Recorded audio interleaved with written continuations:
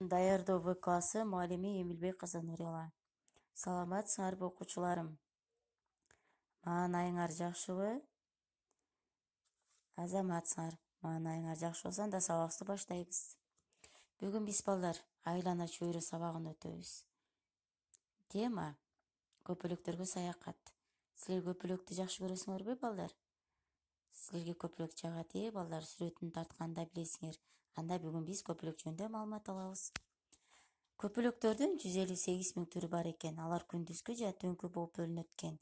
Күндүзгү көпөлөктөрдүн мурттары жоон болот экен. Ал эми түнкү көпөлөктөрдүн канаттары денесинин үстүнө жалпак абалда жайгашат экен. Көпөлөктөр 1 күн жашайт экен. Брикстон көпөлөгү 6 айга чейин жашайт экен. Монарх көпөлөгү 1000 километр алыста чуркай жана уча алат экен. Көпөлөктөр кызыл тазыл кооз көпөлөк гүлдө конуп турса балдар, силер кармаганга аракеттенесиңер.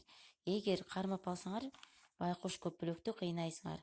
Мурутун, канатын жулуп, анан канаттарын жулгандан кийин аны жерге таштап саласыңар. Ал көпөлөк байкуш уча албай жашоосу түгөнүп калат экен. Силер ошон үчүн гүлдө конуп турган көпөлөктү карап, аны көңүл буруп, ой жүгүртүп карасаңар, ал аябай кооз өңүн өзгөртөт экен.